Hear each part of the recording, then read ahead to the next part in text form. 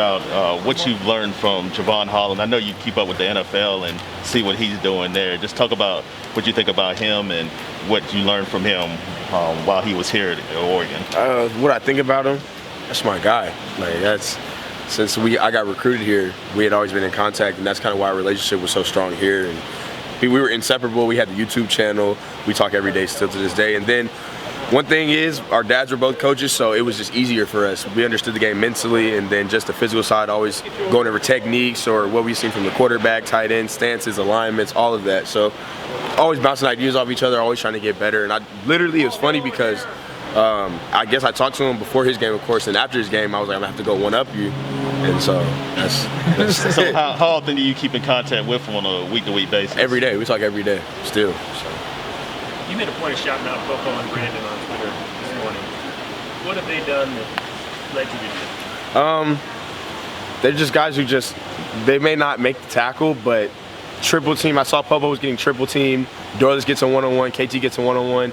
We've seen Dorless get triple team. Then Popo gets the tackle. So two guys who, Five gets a lot of the attention because, he's a monster. But it was like two guys who have it all. They do everything. They have the pass rush. They have the ability to get off blocks. And they've just done a great job and create havoc for us, especially in the back end as well, with getting their hands on balls and things like that. That's what you're able to appreciate in game, or does it really have to be kind of when you're watching film after the fact? It's a little bit of both. You know when the quarterback's running around, guys up front are eating and doing a good job. And so that's why I'm always big on them and making sure the D-line gets some love because it's not just secondary. What kind of Utah team were you expecting on Saturday? One that's ready to play. Physical, good quarterback, good tight ends, Britton Covey, really good receiver who's been there for a while. So they're going to be locked and loaded. I'm sure the crowd's going to be into it. It'll be a good atmosphere. So they'll be ready to play for sure.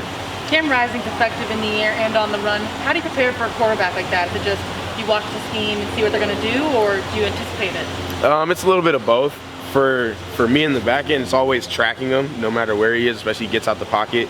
And then from the D-line perspective, you want to kind of close the pocket so he sits more in the middle. He's not able to escape, make the run lanes tight, and that's pretty much how you kind of contain him. Now, when he took over as QB1, Utah's obviously had much better success with him on their record. Do you guys even watch any of that game tape in that first 4 games of the year before he was QB1? No, we've seen a little bit, but we kind of, you want to see the games that have happened most recently. He's done a good job. He really has taken over that team, and they really believe in him and trust him. You can tell he's the one that gets them going and keeps them rolling, so he's going to be a big impact this next year. I feel like these two teams, you and Utah, are very similar and dominate the line of scrimmage, power run games. It seems like it's strength on strength type of deal this week. I feel like that's probably the best way to put it. Two teams, we're going to go at it. They're going to throw some shots, we're going to throw some shots. It's just about keep going, continue to keep fighting. Good, bad, ugly, I've always said it, stay poised no matter what it is. I'm just going to keep going. And when, the horn's over, just want to be 1-0. Your defense really seems like it's turned the corner the last few weeks. Just talk about what the difference has been recently and the level, the ceiling potentially for this defense. I would say we've gotten some guys back. That's been big, just getting guys back. And then the mental side, everybody's understanding this defense. System's still it was still a little bit new. So, get into games, get into the flow of it. Guys get hurt, new guys coming in. So it's never really just set in stone. Now we have all those guys back. We're rolling, and then we wanted to be consistent. We said from the beginning of the year, why not us? Why can't we be the best defense in the country? Why can't we get takeaways? Why can't we do all this? Why not? And so we've taken pride in that, and we continue to just get better every day. We go to practice, we want to get better. Everybody's coming in, smile on their face, ready to go, learn and get better. So.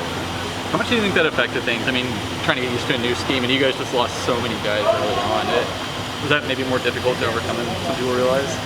I would say the injuries were a little big, just because you had guys going down left and right, and when you see it, it's almost discouraging. But you realize you got to keep going, and we got to get young guys ready to go. So now that we have depth, guys came back, we have young guys that are ready to go as well. So if somebody needs a breather, boom, we can throw a young guy in, he's ready to go.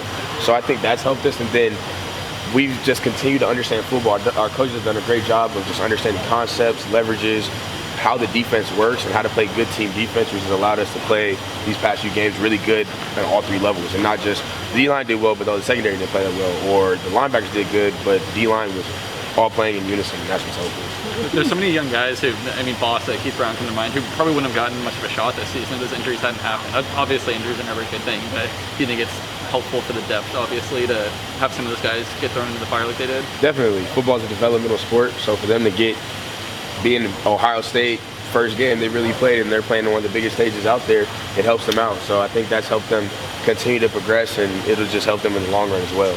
How important has Jordan Happel been to this team? Because he didn't play much earlier on in the year. Now he's starting and playing and making big plays, it seems like, almost every game. Hap is another guy that's similar to me that really understands football, and he's basically like a coach on the field. So when we're able to play together, it makes things a lot easier for everybody else, because we're going to stay on top of everything. We're efficient in tackling, we're efficient in coverage, and we understand everything that's going on. So we don't need for Coach Yates to have to yell something out. We see it, address it, get it to everybody else, so we can move on, and that's what he's huge. He's a Swiss Army knife. He knows all the positions. He knows the entire defense as well. So he's been huge. The weather on Saturday looks, I guess, chilly compared to here. Going to be, I think, a low of like 35. Do you guys, I guess, alter your game plan because of the temperature? Is that something mentally you have to get over? I mean, I know the weather's the weather, but... No, I mean, it's different when it rains or it's like wet outside, but just cold, hot, that doesn't really affect us as much. So. Johnny mentioned the other day that you and him are sort of in charge of picking the uniform combinations each week. Can you take me through that process, and like how much creative freedom do you have there? So it kind of started back in the spring when we kind of get our uniforms together, what helmets we like, what uniform combinations we like. Figure that out. We've had meetings with Nike, do that, and then once we get everything in, we make the final decisions, show coach, make sure he's good with it, and then me and Johnny went through and picked out just every uniform for each game, what we liked, what we thought would look good, and we wanted to keep switching it up. We knew what we had, wanted to switch it up, things that would pop, that would look better, comparing it to what another team would wear. So it's just having fun with it, something that we like to do. We always want to look good as well. You look good, you feel good, you play good. White helmets and white pants doesn't happen at home here. It hasn't happened in a while. Quite often. Basically, the inspiration for that was the 2014 championship. We were like, we like that uniform, so we're going to try to do it. We did the black one earlier in the year, so we're like, let's do it with white. So. Any other inspirations from that team? The other team kind of has a similar story to ours, so it's almost like a tribute. Are there combinations that you guys just had to leave on the cutting room floor that you wish could have seen the light of day? No, I wouldn't say that. I feel like we've done a good job. We got some heat coming this week. Are you guys usually in agreement pretty well on what you guys? Yeah, we've had some arguments before. We've had some arguments, me, Cruz, and Kenny, and Johnny, but for the most part, it's been pretty good. What if one of your teammates doesn't like it, or they tell you, I guess, they have a different style than yours? How do you take that criticism? We have that issue sometimes, and then they'll put it on and be like, oh, okay, it looks good, it looks good. So. Do we get any hints for this weekend? We'll have some type of white on.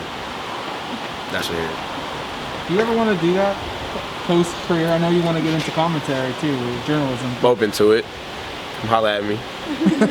multiple careers? I mean, the reason I say is because Tim Day played tight end here. Right. Is a big Nike guy and designing shoes and stuff like that. Is that kind of why you get involved? Is it to maybe open the door down the road? Definitely. Testing gloves, cleats, understanding what I like, things from the past that we could bring back. And then I like shoes off the field, just style. And I have my other account where I like to put things on there, so that just goes into it as well. Versatile. How did it come about that you and Johnny were the two that choose? We're always in Kenny's office, just in there chilling, and we have some swag on the field, so we're like, we can just do it. Right. Thanks, man.